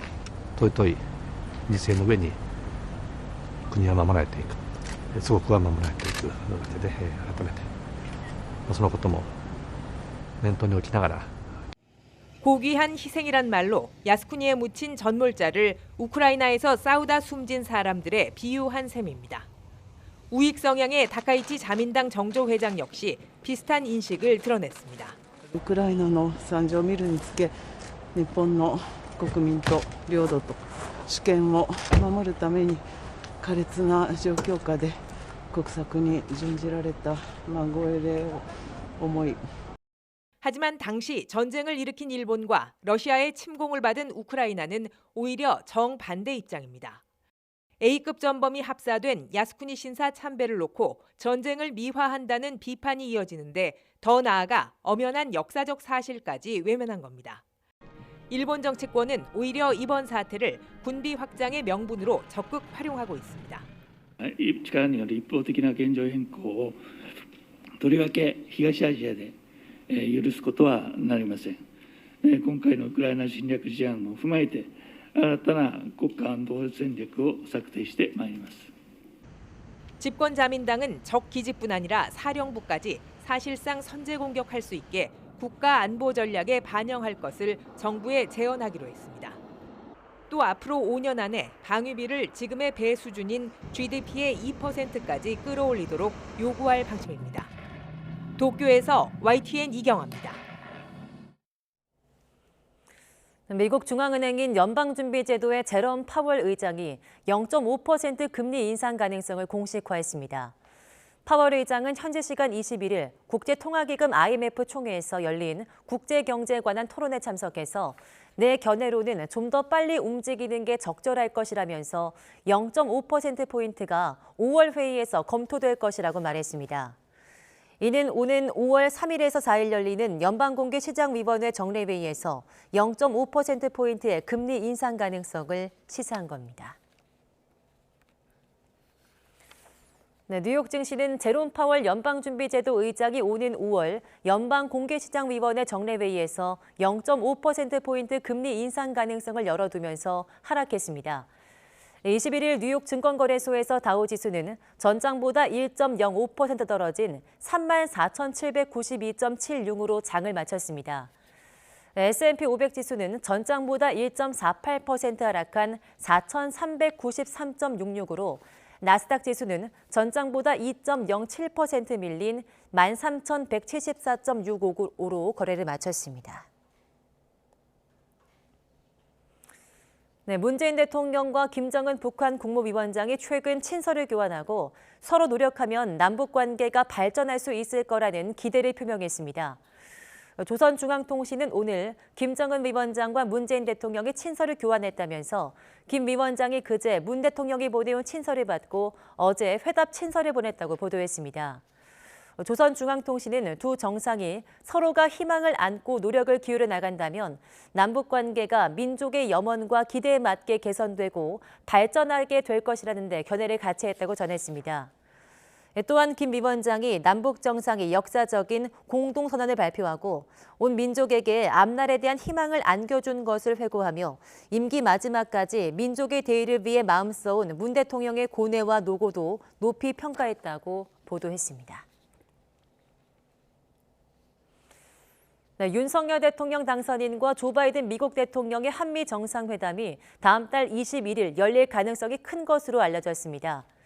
대통령직 인수위원회 관계자는 바이든 대통령이 다음 달 20일 2박 3일 일정으로 방한해서 이튿날인 21일 정상회담을 진행하는 방안을 한미 양국이 유력하게 검토하고 있다고 밝혔습니다. 이에 따라 바이든 대통령은 방한 셋째 날인 다음 달 22일 쿼드 정상회의 참석을 위해서 일본으로 출국할 것으로 보입니다. 프로야구 선도 SSG가 에이스 김광현의 호투를 앞세워서 가장 먼저 시즌 15승 고지에 올랐습니다. SSG는 김광현이 6이닝 동안 3피안타 1실점으로 키움 타선을 막아내고 추신수가 16경기 만에 시즌 첫 홈런 수와 올린 데 힘입어 4대2로 승리했습니다. 김광현은 시즌 3승째를 신고했습니다. 두산은 최원주의 역투를 앞세워서 기아에 2대1로 이겼고 1회 4득점에 성공한 삼성은 NC를 10대3으로 눌렀습니다. KT는 LG를 꺾고 시즌 첫 3연승을 올렸고 한화는 원정에서 롯데를 한 점 차로 이겼습니다. 베이징 올림픽 금메달리스트 최민정, 황대현 선수가 드디어 치킨 연금을 받게 됐습니다. 제너시스 BBQ 그룹은 치킨 연급 행복 전달식을 열고 메달리스트와 출전 선수 19명에게 무료 치킨을 지급하기로 했습니다. 최민정, 황대현 선수는 만 60세까지 매 3만 원 상당의 멤버십 포인트를 받게 됩니다. 두 선수의 소감 들어보겠습니다. 저도 이렇게 큰 행복을 받은 만큼 재미있는 경기 보여드릴 수 있게 해서 응원해주신 국민분들께 행복한 경기 보여드릴 수 있게 노력 많이 하겠습니다. 저희 선수들의 사기를 북돋아주시기 위해 가볍게 꺼내신 격려 차원의 말씀이셨을 수도 있겠지만 치킨을 정말 좋아하는 저로서는 굉장히 큰 응원이 되었고 네, 어젯밤 8시쯤 인천공항을 출발해서 베트남 호치민으로 향하던 대한항공 여객기가 엔진 결함을 일으켜 회항했습니다. 항공기에는 승객 250여 명이 타고 있었고 회항 당시 오른쪽 엔진에서 불꽃이 튀어서 승객들이 불안에 떨기도 했습니다. 대한항공 측은 이륙 직후 항공기 오른쪽 엔진에서 진동과 소음이 발생해 기장이 회항을 결정하고 항공기에 들어있던 연료를 줄인 뒤 1시간여 만에 인천공항으로 되돌아왔다고 설명했습니다. 승객들은 2시간가량 인천공항에서 대기하다가 대체 항공기를 이용해 호찌민으로 출발했습니다. 오늘은 전국의 하늘빛이 흐린 가운데 아침부터 늦은 오후 사이 중북부 지방에 비가 조금 내리겠습니다. 다만 비의 양이 5mm 안팎으로 워낙 적어서 대기의 건조함을 해소해주기는 어렵겠는데요. 여기에 바람도 강하게 불 것으로 보이는 만큼 불씨 관리 철저히 해주시기 바랍니다. 현재 서울 등 내륙 곳곳에는 여전히 건조특보가 내려져 있습니다. 또 전국에 산불 위기경보도 경계 단계가 발령 중인데요. 동해안 지역에는 대형 산불 주의보가 내려진 가운데 초속 25m가 넘는 양간 제풍까지 불겠습니다. 산 주변에서는 흡연이나 쓰레기 소각을 삼가는 등 불씨 관리에 만전을 기해 주시기 바랍니다. 현재 기온 살펴보겠습니다. 서울 14.6도, 대전 11.5도, 광주는 10.6도를 나타내고 있습니다. 오늘 낮 기온은 서울 19도로 중부지방은 어제보다 낮겠고 남부지방은 광주 25도, 대구는 29도까지 오르면서 다소 덥겠습니다. 주말인 내일은 서울의 한낮 기온이 27도까지 치솟으면서 때 아닌 더위가 나타나겠고요. 다음 주 초반에는 전국에 강풍을 동반한 많은 비가 내릴 전망입니다. 현재 남부 내륙을 중심으로는 매우 짙은 안개가 끼는 곳이 있겠습니다. 차간 거리를 넉넉히 두시고 속도를 줄이는 등 안전운전 해주시기 바랍니다. 지금까지 서울 상암동에서 YTN 윤수빈입니다.